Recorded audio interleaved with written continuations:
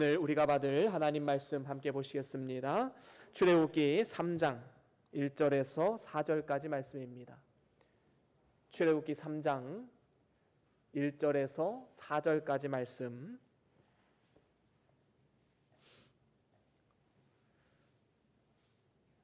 우리 한 절씩 저와 여러분들이 교독하고 마지막 절은 다 같이 읽습니다. 3장 1절에서 4절입니다. 모세가 그 장인 미디안 제사장 이드로의 양머리를 치더니 그 무리를 광야 서편으로 인도하여 하나님의 산 호렙에 이르매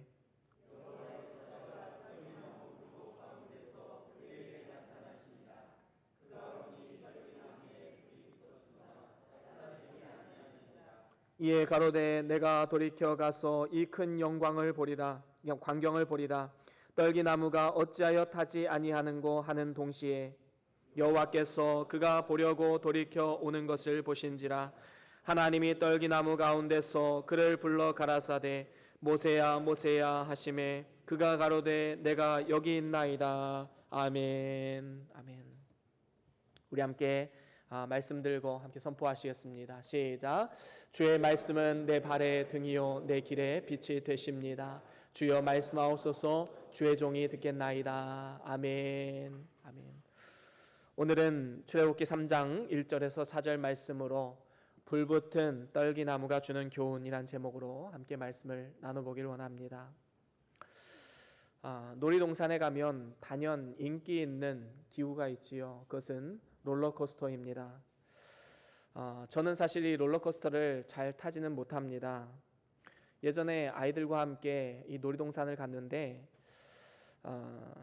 바이킹을 한번 탄 적이 있습니다. 그런데 그 바이킹을 탔을 때 너무 무섭고 또 공포심에 사로잡혀서 하루 종일 아이들과 놀아주지 못하고 완전히 패닉 상태로 하루를 보냈던 기억이 있습니다. 그런데 제가 이제 아이들이 노는 이 롤러코스터를 바라보면서 이런 생각을 하게 되었습니다. 우리의 인생이 마치 이 롤러코스터와 같지 않는가 하는 생각입니다. 승승장구하면서 올라갈 때가 있는가 하면 어느 순간이 되면 갑자기 아래로 뚝 떨어지는 이러한 공포와 두려움을 맛보게 되기도 합니다. 무언가 하는 일이 잘 돼서 위로 올라갈 때에는 혼자 힘으로 뭐든 다 할 수 있을 것이란 그런 생각이 들기도 하지요. 하지만 어느 순간 뚝 떨어져 보면 내가 얼마나 무능하고 보잘것없는 존재인지 우리는 깨닫게 되는 것입니다. 사실 세상에서 살아가면서 사람들은 일이 잘 되고 행복하다 느낄 때에 하나님을 잘 찾지 않습니다. 왜냐하면 내 힘으로 내 능력으로 충분히 할 수 있는 일이기 때문인 것이지요. 하나님 없이도 잘 살 수 있었기 때문에 하나님을 찾지 않는 것입니다. 오히려 하나님을 깊이 있게 만날 수 있을 때는 언제입니까? 바로 삶 가운데 무언가로 가로막혔다 느껴지고 바닥까지 내려앉은 그러한 절망과 실패의 그 상황 가운데 하나님을 경험하고 만날 수가 있는 것입니다. 그래서 바닥까지 내려앉았다 느껴질 때에 그때가 바로 하나님을 만날 수 있는 기회임을 우리는 분명히 알아야 되는 것입니다. 그런 의미에서 볼 때 살아가면서 한 번쯤 큰 실패를 맛본다는 것, 어쩌면 우리의 삶 가운데 아주 큰 유익이 될 수 있다는 것이지요. 반면에 한 번도 나는 삶에 고난도 없었고 실패도 없었다라는 사람은 어쩌면 가장 불행한 삶이 아닐까 생각이 듭니다. 자신이 실패를 해본 적이 없기 때문에 실패하는 사람들을 이해하지 못하지요. 다른 사람들을 얕잡아보고 때로는 갑질하고 무시하는 이러한 세상에 사람들이 너무나도 많이 있음을 보게 됩니다. 하지만 아무리 이 세상에서 잘난 사람이라 할지라도 결국에는 시간이 흘러서 죽음이 그 문 앞에 딱 들이오고 있을 때에 이제는 내 힘으로 해결할 수 없는 일이 있구나라는 것을 깨닫고 그제서야 후회하게 되지만 이미 후회한들 늦은 경우가 다반사입니다. 그렇기 때문에 우리가 인생을 살아가면서 때로는 고난이 찾아오고 때로는 실패도 맛보고 내 힘으로 해결할 수 없는 문제 앞에 서게 되는 것은 우리 인생에 아주 귀한 경험이 될 수 있다는 것이지요. 인생의 의미를 다시 한번 생각해보고 절대자이신 하나님을 바라보고 의지할 수 있는 좋은 계기가 될 수 있다는 것입니다. 오늘 본문 말씀의 모세가 바로 이러한 삶이었습니다. 마치 롤러코스터를 타는 것과 같았지요. 그는 비천함 가운데 노예 신분으로 태어났습니다. 하지만 구사일생으로 살아나서 이제 바로 이집트 바로 왕의 왕궁으로 들어가게 되지요. 그래서 그곳의 왕자들과 함께 공부하며 자라나게 됩니다. 기본적으로 이제 철학이나 아니면 수학과 같은 이러한 학문들을 배웠고, 또 전쟁에서 쓰이는 전술과 또 무기, 그리고 병법, 이러한 것들도 함께 배웠던 것이지요. 이렇게 승승장구하며 잘 나갔던 모세, 한순간에 바다까지 추락하게 됩니다. 동족이었던 이 히브리인을 고통 가운데 빠뜨린 어떤 애굽인을 이제 분노를 참지 못하고 그 사람을 쳐서 죽이게 되지요. 이제 애굽의 왕자에서 이제 살인자로 전락되게 된 것입니다. 마치 롤러코스터와 같은 인생이었지요. 이제 모세는 도망자의 신세가 되어서 미디안 광야로 들어갑니다. 40년의 세월을 그곳에서 보냅니다. 그에게 40년의 시간은 이집트에서 그가 누렸던 모든 권력과 권세를 다 내어놓고 이제는 새로운 사람으로 거듭나는, 더 낮아지는 이러한 시간들이었을 것으로 생각이 됩니다. 한번 생각해 보십시오. 어떤 사람이 아무리 큰 능력과 재능이 있다 할지라도 40년 동안 그 능력을 사용하지 아니하면 그 능력은 없는 것과 마찬가지일 것입니다. 결국 점점 더 사라지게 되는 것이지요. 아마도 모세는 40년의 기간 동안 자신을 돌아보면서 이집트에서 잘 나갔던 자신의 모습들을 하나씩 하나씩 벗겨내는 삶을 살아갔을 것입니다. 그런데 중요한 사실은 무엇입니까? 이렇게 바닥까지 낮아졌기 때문에 모세는 하나님을 만날 수가 있었다라는 사실입니다. 오늘 말씀에 보면 모세는 이전에 해왔듯이 이제 양떼들을 몰고 호렙산에 이르게 되었습니다. 그곳에서 떨기나무를 보게 되었지요. 그런데 그 떨기나무에 불이 붙었는데 그 불이 사그라들지 않는 것입니다. 놀라운 광경이 펼쳐진 것이지요. 이러한 놀라운 광경 속에서 하나님께서는 지금 모세를 부르고 계십니다. 그리고 사명을 맡겨주시지요. 이처럼 불붙은 떨기나무는 하나님의 특별 계시로 모세에게 보여주신 것입니다. 1차적으로는 이 불붙은 떨기나무는 이스라엘 백성들을 의미하지요. 그리고 또한 2차적인 의미로는 신약시대의 모든 예수 그리스도를 구주로 영접한 성도들을 의미하는 것입니다. 그래서 모세가 보았던 이 불붙은 떨기나무가 오늘날을 살아가는, 신약시대를 살아가는 우리에게 과연 어떤 의미가 있는지에 대해서 우리가 함께 4가지로 살펴보기를 원합니다. 첫 번째로는 우리의 인생은 근본적으로 비천함에서 시작되었다라는 사실이지요. 오늘 본문 2절에 보면 여호와의 사자가 떨기나무 불꽃 가운데서 그에게 나타나시느니라 라고 말씀하고 있습니다. 우리는 왜 하나님의 영광이 떨기나무 가운데 나타났는가, 여기에 주목해 볼 필요가 있는 것이지요. 떨기나무는 어떤 나무입니까? 제가 한번 사진으로 보여드리겠습니다. 이것이 바로 떨기나무입니다. 여러분, 여기에서 어떠한 영광을 찾아볼 수 있겠습니까? 어떠한 아름다움을 느끼실 수 있겠습니까? 전혀 느낄 수가 없지요. 광야의 황량함 가운데 너무나도 그 황량함을 대표하는 척박한 땅에 나오고 있는 이 나무일 수밖에 없습니다. 관상수로도 쓸 수 없지요. 그리고 제 멋대로 뻗어나가서 제목으로도 쓸 수가 없습니다. 그래서 아무짝에도 쓸모없는, 그래서 그저 불쏘시개 정도로 쓸 수밖에 없는 이러한 나무이지요. 그런데 하나님께서는 이 떨기나무 가운데 나타나셨다라고 말씀하고 있습니다. 하나님께서 기왕 나타내시려면 이 백향목과 같이 아주 멋진 나무, 쭉쭉 뻗어서 그 누구라도 흠모할 만한 나무 가운데 나타나면 얼마나 좋았겠습니까? 하지만 성경은 백향목이 아닌 떨기나무 가운데 하나님의 영광이 나타났다라고 말씀하고 있습니다. 왜 그렇습니까? 하나님께서는 분명한 의도가 있으셨기 때문인 것입니다. 바로 이 떨기나무가 오늘날을 살아가는 신약 성도들을 의미하고 있기 때문인 것입니다. 다시 말하면 우리의 인생이 바로 이 떨기나무와 같은 비천함에서 시작되었음을 분명히 알아야 되는 것입니다. 하나님께서는 태초에 인간을 창조하실 때에 하나님의 형상을 따라서 존귀하게 만드셨지요. 하지만 첫째 아담 첫째 아담을 통하여서 이제 범죄함이 찾아오게 되었고 이제 우리는 비천한 신분으로 전락되게 된 것입니다. 그래서 아담의 범죄함으로 인해서 만물보다 부패하게 되었고 남을 찌르고 상처만 주는 무익한 자로 전락되게 된 것입니다. 마치 떨기나무와 같이 말입니다.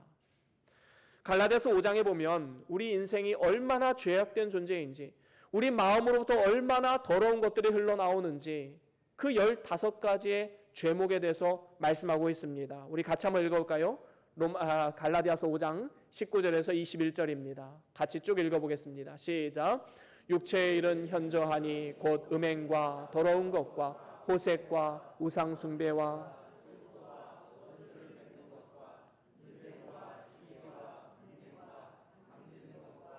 불리함과 이단과 투기와 술취함과 방탕함과 또 그와 같은 것들이라. 전에 너희에게 경계한 것 같이 경계하노니 이런 일을 하는 자들은 하나님 나라를 유업으로 받지 못할 것이요. 아멘. 그렇습니다. 여러분, 여기에 나오는 이 15가지의 죄목들, 우리의 삶을 한번 비추어 봅시다. 과연 우리가 여기서 자유할 사람이 과연 몇 명이나 있겠습니까? 단 한 사람도 없을 것입니다. 우리의 마음 가운데 이렇게 더러운 구정물과도 같은 물들이 흘러나오고 있다는 것이지요. 이러한 비참함을 우리는 보아야 됩니다. 이러한 무능한 자, 그리고 비참한 자가 바로 우리들의 삶의 모습이지요. 결국에는 지옥불에 던져져서 떨기나무와 같이 그저 지옥의 불쏘시개 정도로 쓰임받을 수밖에 없는 것이 바로 우리의 인생이다라는 것입니다. 이렇게 우리는 태어날 때부터 원죄로 말미암아 태어났기 때문에 그 시작이 참으로 비천하게 시작이 되었지만 우리가 예수 그리스도의 피로 우리의 죄를 씻겨주시고 의롭다 인정해 주셨기 때문에 우리는 하나님 앞에 의인으로 인정받게 된 것입니다. 이것이 바로 우리의 일평생의 감사의 제목이고 또 자랑이 되어야 하지 않겠습니까? 특별히 하나님께서는 말씀과 성령으로 우리를 변화시키시고 새롭게 하셔서 하나님의 구원운동에 쓰임받게 되기를 소망하고 계십니다. 그렇기 때문에 우리가 만약에 떨기나무와 같이 우리 자신의 이 죄악성과 그리고 정말로 영적으로나 육적으로나 바닥을 헤매고 있는 삶이라는 것을 우리가 깨달았다면 이제는 바닥을 치고 일어서야 될 것입니다. 하나님 앞에 회개하고 바로 서서 주님을 붙잡으면 우리의 비천함 가운데 우리를 구원하시고 주님의 일에 아름답게 동역하는 새로운 동역자로 우리를 삼아 주시는 것입니다. 사도 바울이 바로 이러한 사람 아니었습니까? 그 당시에 최고의 랍비였던 가말리엘이라는 랍비 밑에서 공부를 했습니다. 율법으로는 흠이 없는 자였습니다. 자기 잘난 맛에 살았던 사람입니다. 그는 기독교를 핍박하는 데도 앞장섰습니다. 믿는 자들을 옥에 잡아 가두고 죽이는 역할을 감당했습니다. 물론 알지 못했기 때문에 했던 일들이지만 하나님 앞에 너무나도 악행을 저질렀던 것이지요. 하지만 그는 다메섹으로 믿는 자들을 잡아들이기 위해서 가는 도중에 부활하신 예수님을 만나게 됩니다. 사울아 사울아 네가 나를 왜 핍박하느냐? 당신은 누이십니까? 라고 물었을 때 예수님께서 나는 네가 핍박하는 예수니라 라고 응답하셨습니다. 이렇게 사도 바울은 예수님을 만나고 이제 아라비아 광야로 들어갑니다. 3년간 그곳에서 훈련을 받게 되지요. 자신의 지나온 날을 회개하고 하나님 앞에 바로 서는 그리고 예수님과의 깊은 교감을 나누는 이 시간들을 가지게 됩니다. 지금까지는 자기 잘난 맛에 살아왔지만 이제는 아라비아 광야에서 자신이 얼마나 비참한 존재였는지 뼈저리게 느끼게 되었던 것이지요. 이제 이러한 자신의 비참함을 깨닫고 예수 그리스도를 의지하며 나아갔을 때에 사도 바울은 하나님의 구원의 역사의 아름다운 동역자로 쓰임받을 수 있었던 것입니다. 그래서 사도 바울은 고린도전서 1장 27절 28절에 이런 고백을 하지요. 우리 같이 한번 읽어볼까요? 고린도전서 1장 27절 28절입니다. 함께 읽습니다. 시작. 그러나 하나님께서 세상에 미련한 것들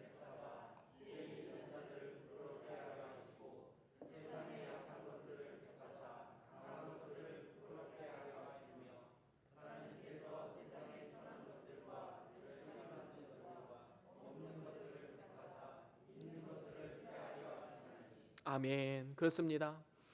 하나님께서는 능력 있는 자, 강한 자를 선택해서 일하시는 것이 아니라 약한 자, 무능한 자, 자신의 비참함을 깨닫고 바닥을 헤매고 있는 그러한 자를 찾으셔서 그러한 자를 사용하셔서 하나님의 위대한 동역자로 세우시는 분임을 우리는 분명히 기억해야 될 것입니다. 우리가 삶을 살아가다 보면 참 지혜가 없다, 정말로 나는 무능한 자이다, 이러한 고백을 하지 않을 수가 없는 때가 있지요. 바로 그때가 기회인 줄로 우리는 알아야 됩니다. 우리가 지혜와 능력이 많으신 우리 주님을 붙잡고 의지하며 나아가면 하나님께서 모든 강한 자를 부끄럽게 하시겠다라고 분명히 약속하고 있는 것입니다. 이렇게 우리가 인생이 근본적으로 비참함에서 시작되었다는 사실을 알고 살아가는 사람과 이 사실을 모르고 자기 잘난 맛에 살아가는 사람과는 하늘과 땅 차이, 아니면 그보다 더 큰 차이로 결과의 차이가 나오게 되는 것입니다. 저와 여러분들이 이러한 사실을 분명히 기억하고 절대로 하나님 앞에서나 사람 앞에서나 교만하지 않고 늘 겸손한 마음에 품으시고 비천함 가운데 하나님께서 우리를 구원하시는 그 은혜에 항상 감사하고 오직 주만 바라보며 의지하는 삶을 살아가는 저와 여러분들의 복된 삶이 다 될 수 있기를 주의 이름으로 간절히 축원합니다. 그런가 하면 두 번째로는 떨기나무가 주는 교훈, 두 번째는 성도들에게 환난은 올 수 있지만 멸망하지는 않는다라는 사실입니다.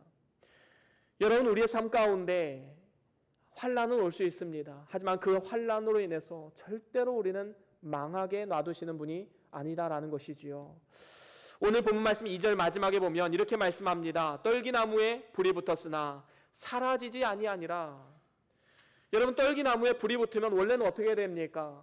아주 오랜 시간도 아닙니다. 잠깐이면 그 떨기나무는 다 잿더미로 변할 수밖에 없는 것입니다. 순식간에 타버려야 되지요. 그런데 이상하게도 타버리지 않는 것입니다. 사그라들지 않는 것입니다. 여기서 떨기나무는 우리 성도들을 상징한다고 말씀드렸는데, 그렇다면 불이 붙는다라는 것은 어떤 의미를 가지고 있을까요? 바로 환난을 당하는 것을 의미합니다. 그렇습니다. 하나님께서는 성도들에게 환난에서 면제되었다라고 가르쳐주지 않습니다. 성경은 오히려 뭐라고 말씀합니까? 우리가 하나님 나라에 가기까지 많은 환난을 겪어야 된다라고 성경은 분명히 우리에게 말씀하고 있습니다. 이스라엘 백성들도 애굽에서 불과 같은 환난을 당했지요. 지금 이 말씀을 받는 이 시간, 이 순간 정말로 이스라엘 백성들은 엄청난 환난 가운데 구원을 받아서 이제 가나안 땅을 향해서 나아가는 그 장면입니다. 여러분, 이 상황 가운데 얼마나 이스라엘 백성들이 고통을 당했습니까? 중노동으로 압박을 당했고 남자아이가 태어나면 죽임을 당하게 되었습니다. 애굽에서의 노예 생활을 말기에는 더욱더 심한 압박과 고난을 당하게 되었지요. 하나님께서는 왜 그의 백성들로 하여금 애굽에서 이러한 환난을 맛보게 하셨겠습니까? 그 이유는 아주 간단하지요. 이스라엘 백성들이 살 나라는 애굽 나라가 아니라 가나안 땅이었기 때문인 것입니다. 그래서 하나님께서는 그 애굽 땅에서 엄청난 환난을 당하게 함을 통하여서 그들이 가야 할 이 가나안 땅에 대한 소망을 품게 만드셨던 것입니다. 애굽에 대한 정을 떼고 가나안 땅으로 인도하기를 원하셨기 때문에 하나님께서는 환난을 그들에게 허락하셨던 것입니다. 만약에 이스라엘 백성들에게 불과 같은 환난이 없었다면 모세의 인도를 따라서 애굽에서 나오지 않았을 것이지요. 여기가 좋사오니 그들은 현실의 삶에 만족하면서 오히려 애굽에서 잘 먹고 잘 살고 있는데 왜 우리를 데려가느냐, 모세에게 반기를 들었을 것입니다. 그렇습니다. 하나님께서는 우리가 결국에 살아가야 할 땅은 이 세상 나라가 아니라 영원한 하나님 나라라는 사실을 알려주시고자 때로는 세상 가운데 환난과 핍박과 고통을 허락하고 있음을 우리는 분명히 기억해야 할 것입니다. 하나님께서 주시는 모든 종류의 환난은 우리를 넘어뜨리려는 것이 아니라 우리를 바로 세우기 위함이지요. 그래서 저 높은 곳을 바라보면서 믿음으로 전진해 나아갈 수 있도록 하나님께서는 우리의 삶을 인도하시는 것입니다. 우리가 이러한 삶에 주시는 우리에게 환난을 주시는 하나님의 뜻을 깨달았다면 이제는 우리의 삶 가운데 찾아오는 모든 종류의 환난을 이상한 것으로 여겨서는 안 되는 것입니다. 여러분 삶을 살아다 보면 나에게 정말로 힘들게 하는 핍박하는 사람들이 있지요. 이제 그 사람들도 우리가 바라보는 시각과 그 환경을 바라본 태도가 달라져야 될 줄로 믿습니다. 저 사람은 나를 핍박하고 환난을 주는 사람이 아니라 나를 오히려 축복하고 나를 하나님의 사람으로 거듭나게 하는 축복의 통로로서의 역할을 감당하고 있다라는 사실을 우리는 분명히 깨달아 알아야 되는 것이지요. 오히려 하나님을 바라봄으로써 이 환난의 기회를 축복의 기회로 삼을 수 있는, 신앙의 유익으로 삼을 수 있는 그러한 믿음의 사람으로 우리를 만들어 가는 것입니다. 특별히 우리의 삶 가운데 찾아오는 모든 종류의 환난은 우리를 절대로 넘어뜨릴 수 없다는 사실을 분명히 알아야 됩니다. 하나님이 주시는 환난이라면 그것은 우리를 넘어뜨리고자 하는 것이 아니라 우리를 바로 세우고자 하는 하나님의 목적을 분명히 알아야 되는 것이지요. 결국에는 복을 주시고자 하시는 하나님의 뜻이 그 안에 있는 것입니다. 여러분, 떨기나무에 불이 붙었지만 그것이 사라지지 않았듯이 우리의 삶 가운데 환난은 피할 수 없는 것이지만 그것으로 인해서 우리는 절대로 멸망하지 않는다라는 믿음을 가지고 나아가야 되는 것입니다. 그래서 시편 118편에 보면 이런 말씀이 있습니다. 우리 같이 한번 읽을까요? 시편 118편 18절입니다. 함께 읽습니다. 시작. 여호와께서 나를 심히 아멘. 그렇습니다. 하나님께서 우리를 경책한다 할지라도 죽음에 빠지게 만들지는 않는다라고 말씀하고 있는 것입니다.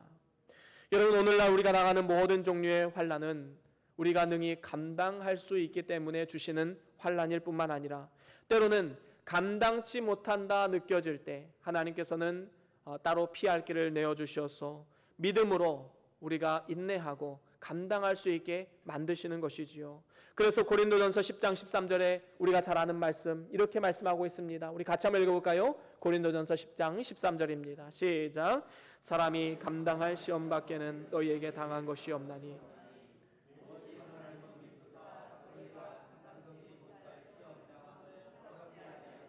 시험 당할 즈음에 또한 피할 길을 내사 너희로 능히 감당하게 하시느니라. 아멘. 그렇습니다. 하나님께서는 우리가 능히 감당할 만한 시험만 주신다라고 약속하고 있습니다.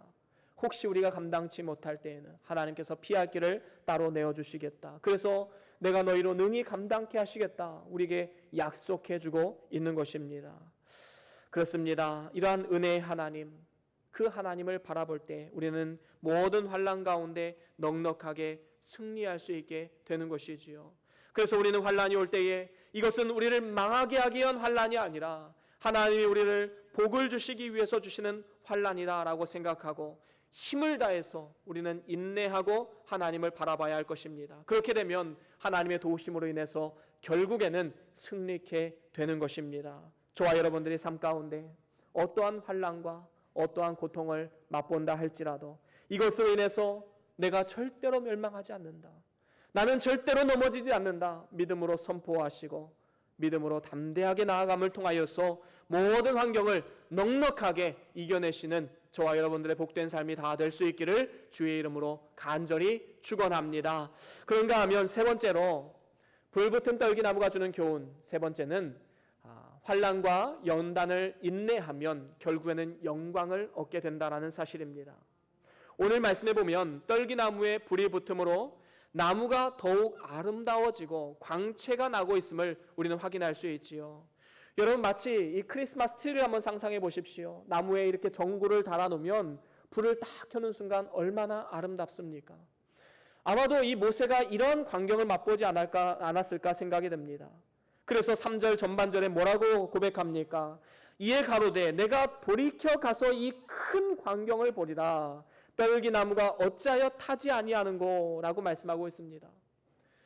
이 모세가 떨기나무에 불을 붙은 것을 보고 이제 돌이켜 가려고 했는데 가만히 보니까 불은 붙었는데 사라지지 않는 것입니다. 그래서 돌이켜 가서 이 큰 광경을 더 가까이서 보고자 앞으로 나아갔던 것이지요. 그렇습니다. 이처럼 환난과 연단은 우리 마음 가운데 불순물을 제거하고 순전한 믿음을 갖게 만드는 것이지요.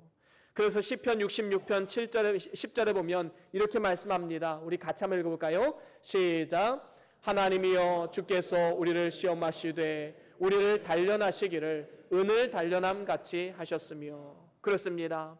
이 환난이란 것은 오히려 우리의 삶을 은으로 단련하는 것처럼 우리를 더욱더 아름답게 만든다라는 사실을 반드시 기억해야 되는 것입니다. 은과 같이 정결한 믿음, 순전한 믿음을 우리에게 주는 것입니다.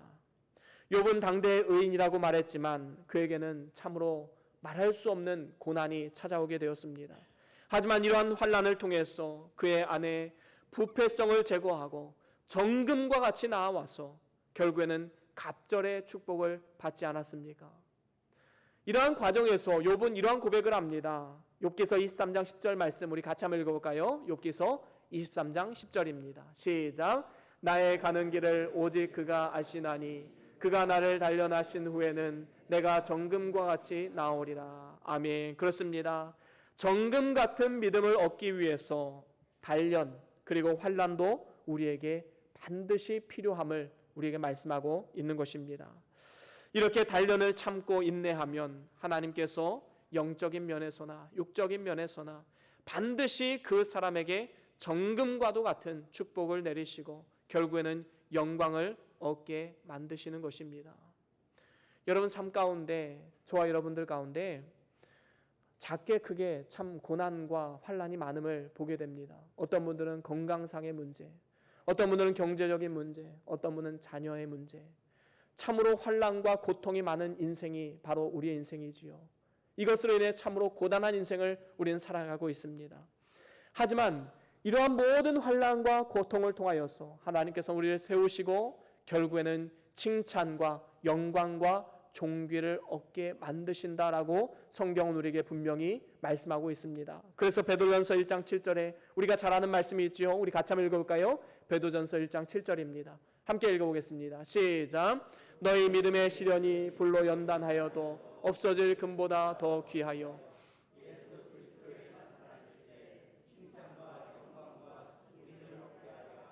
아멘. 그렇습니다. 우리가 장례식장에 가보신 분들은 아실 것입니다. 그렇게 승승장구하던 한 사람이 죽음을 맞이하게 되면 그저 한 줌의 죄밖에 남지가 않는 것입니다. 여러분 우리의 삶은 언젠가는 다 불타 없어진 날이 있을 것입니다. 하지만 그 가운데 우리가 남는 것이 무엇인가? 우리가 하나님을 위해서 인내하고 하나님 말씀대로 살았던 그 모든 것은 남아서 이제는 그리스도의 영광이 나타날 때에 칭찬과 영광과 존귀를 얻게 할 것이다 라고 하나님 우리에게 약속하고 있는 것입니다. 그렇습니다. 우리의 믿음의 시련이 이 세상에 없어질 금보다도 더 귀한 것임을 우리는 반드시 기억해야 할 것입니다. 이러한 영광을 얻기를 원한다면 현재의 고난 가운데 우리는 끝까지 인내해야 되는 것이지요. 많은 사람들이 인내하지 못해서 이를 그르치는 경우가 얼마나 많은지 모릅니다. 여러분 부모 노릇하는 것 참 힘들지요. 아이들을 양육하다 보면 정말로 너무 힘들다라는 느낌이 들 때가 있습니다. 그래서 만약에 나는 못 견디겠어 라고 해서 힘들다고 그 자리를 떠나서 포기해버리면 자녀들은 어떻게 되겠습니까?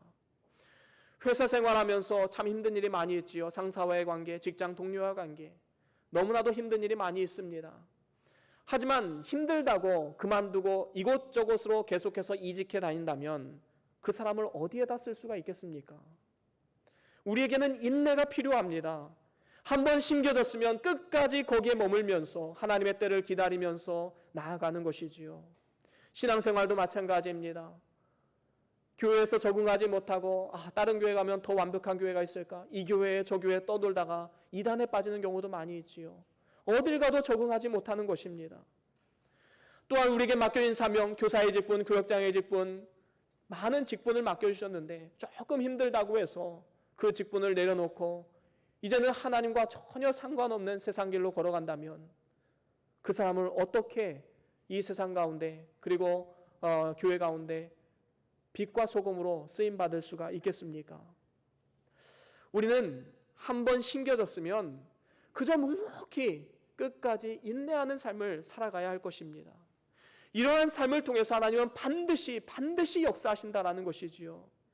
바로 여기에 성공하는 사람과 실패하는 사람의 차이가 있는 것입니다. 성공하는 사람은 끝까지 심겨진 그곳에서 하나님의 때를 기다립니다. 하나님의 역사를 기다립니다. 반면에 실패하는 사람은 어떻습니까? 기다리지 못합니다. 어느 정도 견뎌내고 이제 견딜 만큼 견뎠다라고 하고 단정해버리지요. 스스로 실망해버립니다. 오늘 우리는 분명히 알아야 됩니다. 때로는 바보 같아 보인다 할지라도 끝까지 우리 자신의 본분을 지키고 우리가 심겨진 그 땅 가운데 깊이 뿌리를 내리고 하나님 맡겨진 사명을 감당해야 된다라는 것이지요. 결국에는 승리하는 사람은 인내하는 사람입니다. 가정에서 부모로서의 본분, 그리고 교회에서의 성도로서의 본분, 직분자로서의 본분, 그리고 학교에서 학생으로서의 본분, 일터에서 자신의 맡겨진 본분, 각자 심겨진 그곳에서 깊이 뿌리를 내리고 좌로나 우로나 치우치지 아니하고 믿음으로 인내하며 나아가야 되는 것입니다. 그렇게 되면 하나님께서 반드시 영적으로 복을 내려주시고 칭찬과 영광과 상급으로 갚아주시겠다 분명히 약속하고 있는 것입니다. 그런가 하면 이제 마지막으로 네 번째로는 환난 가운데 하나님께서 함께 하신다라는 사실을 우리에게 교훈해 주고 있습니다. 이 불붙은 떨기나무를 통해서 환난 가운데 하나님이 우리와 함께 하신다. 바로 그것을 우리에게 교훈해 주고 있지요. 오늘 본문 말씀 4절 말씀을 우리 다시 한 번만 읽어보겠습니다. 본문 4절입니다. 시작. 여호와께서 그가 보려고 돌이켜 오는 것을 보신지라.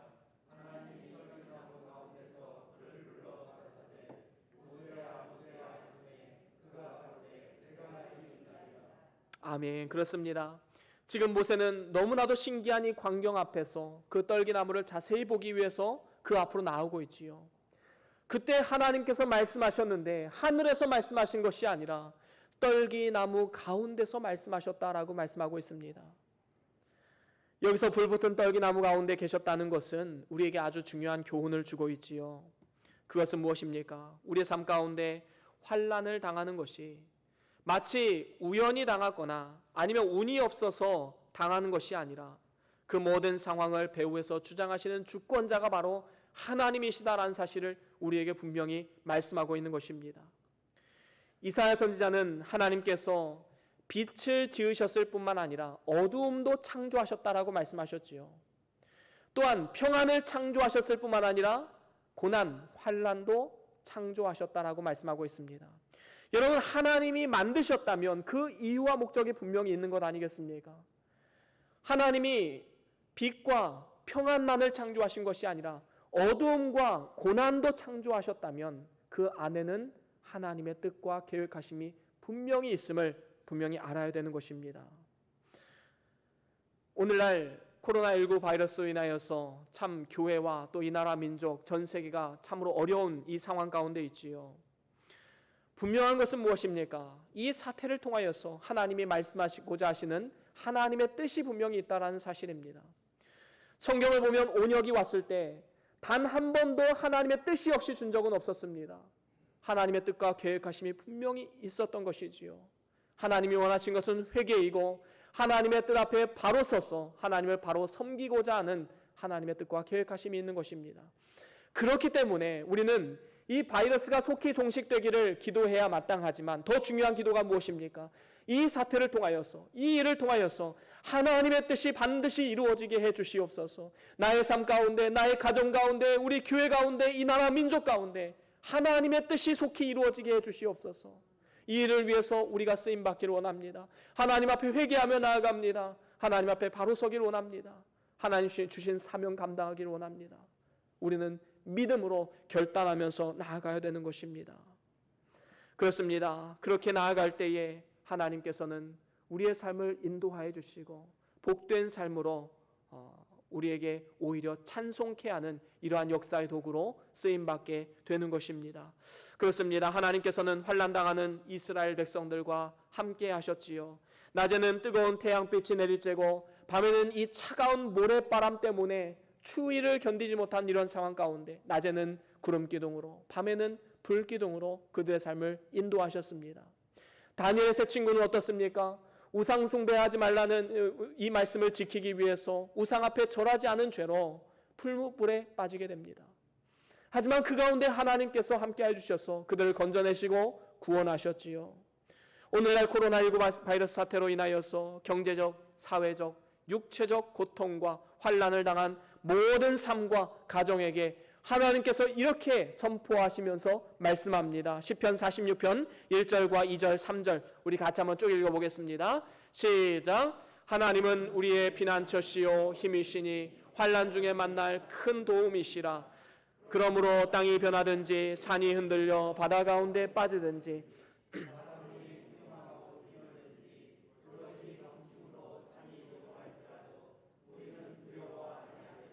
아멘. 그렇습니다. 하나님은 우리의 피난처시요 힘이시요 환난 중에 만날 큰 도움이시라라고 말씀하고 있습니다. 환난 가운데 우리와 함께 하시는 그 하나님을 발견하면 우리는 더 이상 두려움에 빠지지 않을 수 있는 것이지요. 반면에 환난이 없다면 하나님의 도우심도 경험할 수 없는 것입니다. 환난이 있다는 것은 오히려 하나님을 만날 수 있는 절호의 기회임을 분명히 깨달아야 되는 것이지요.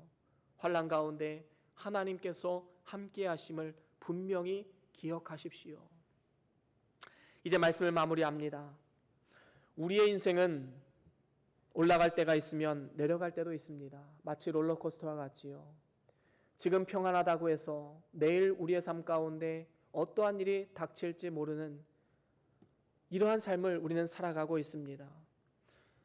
하나님께서는 우리를 때로는 바닥까지 내려앉히실 때가 있는데 왜 하나님께서 우리를 이렇게 만드실까? 왜 우리에게 환난을 주시는 것인가?